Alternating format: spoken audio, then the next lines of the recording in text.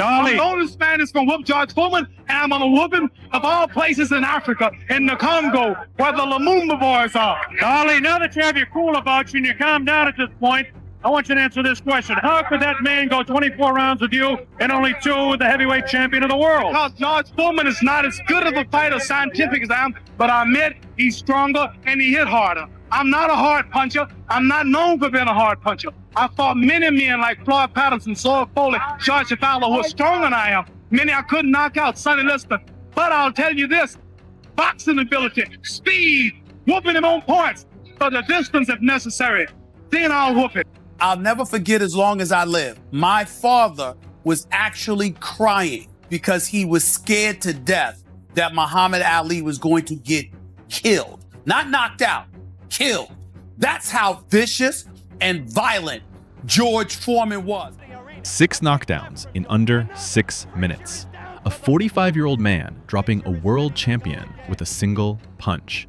A fighter so physically overwhelming that even Muhammad Ali admitted he nearly did not survive their encounter in Zaire. George Foreman was not just a heavyweight boxer. He was a force of nature that redefined what it meant to be dangerous inside the ring. Joe Frazier, one of the greatest fighters who ever lived, said it best. Fighting George Foreman is like standing in the middle of the road and getting hit by an 18-wheeler. Nothing in boxing can compare to that feeling. So how scared were the legends? Really? Let's find out. Before January 22nd, 1973, Joe Frazier was considered by many to be the most difficult man to stop in heavyweight boxing. He was the undisputed world heavyweight champion, the first man to defeat Muhammad Ali, and a fighter built on relentless pressure, iron will, and a left hook that had destroyed everyone in his path. Then George Foreman stepped into the ring with him in Kingston, Jamaica, and changed everything.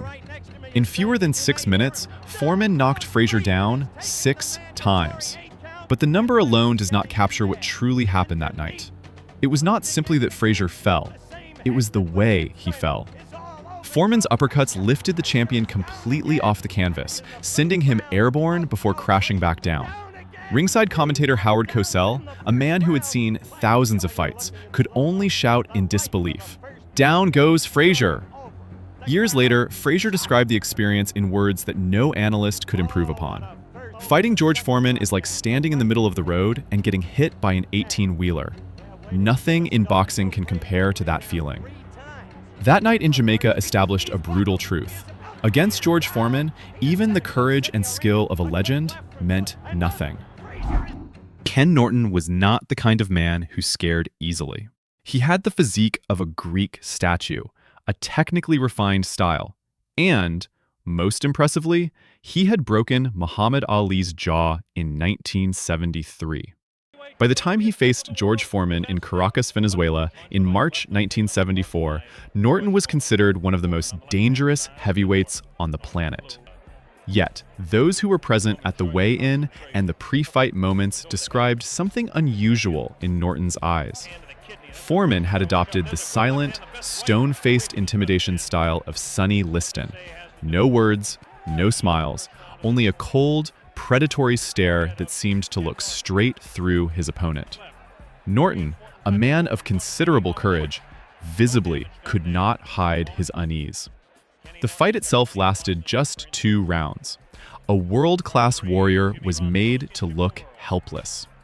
James J. Woody, a professional fighter who had shared the ring with both men, offered a chilling observation.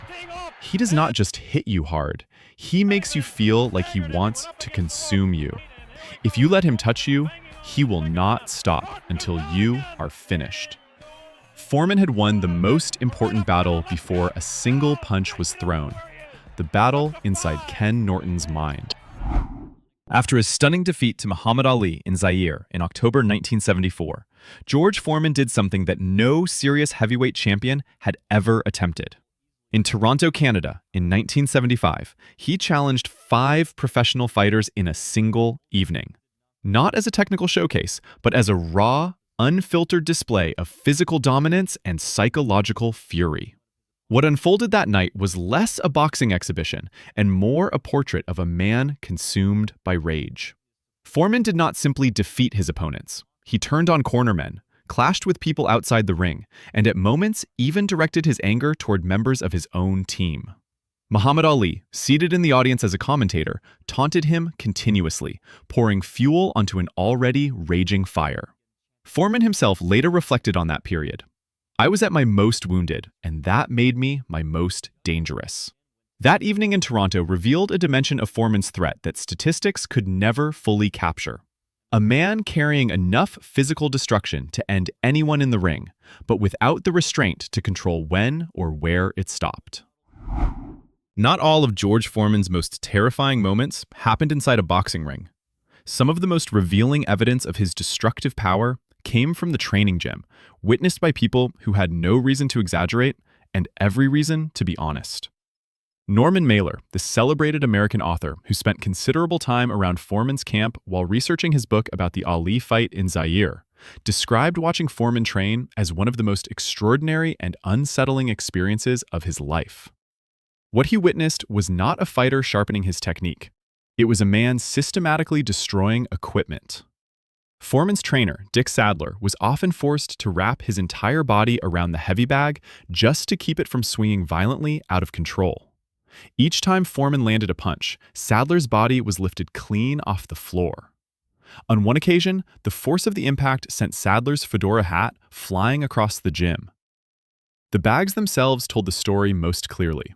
Foreman routinely left indentations the size of a watermelon in brand new, fully packed heavy bags, damage that other fighters would take months to produce.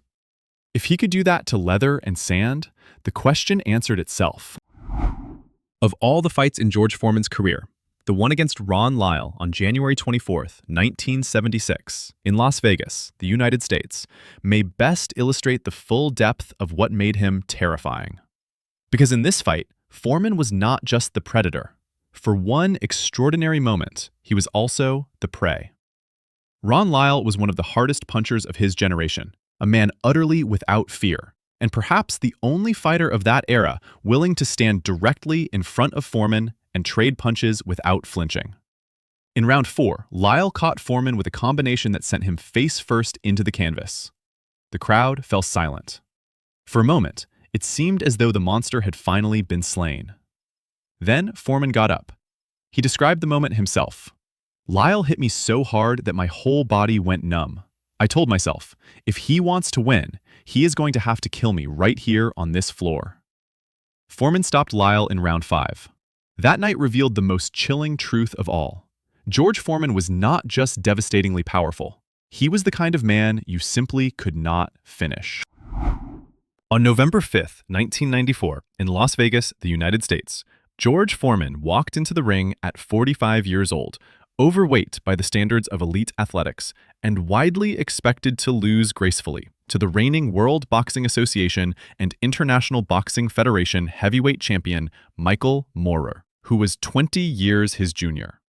For 9 rounds, Moorer controlled the fight almost entirely. He was faster, sharper, and landing the cleaner shots. Most ringside judges had him comfortably ahead on the scorecards.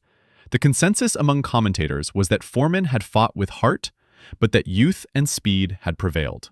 What nobody realized was that Foreman had been throwing punches at 70 to 75% of his true power for 9 rounds. He was not struggling. He was teaching Moorer to feel comfortable. He was setting a trap. In round 10, Moorer stood still for just 1 moment too long. Foreman landed a straight right hand, not a fast punch, but one carrying 260 pounds of weight and 20 years of waiting. Moorer collapsed and did not move. He later said, "I thought I was playing around with an old man. That punch was not human. It felt like a meteorite had fallen on my head." 6 stories, 6 different kinds of fear: physical destruction, psychological domination, uncontrollable fury, terrifying durability, and the patience of a man who could wait an entire decade to land the right punch. Evander Holyfield, who defeated Foreman on points in 1991, said, "I fought Tyson, I fought Lewis, but nobody hit me like George Foreman. That punch does not just hurt.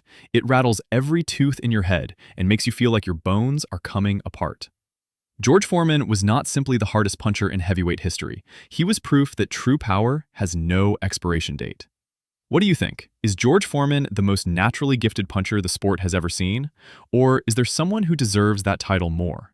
Leave your answer in the comments below. And if you want more stories about the legends who defined heavyweight boxing, subscribe to the channel. There is plenty more where this came from.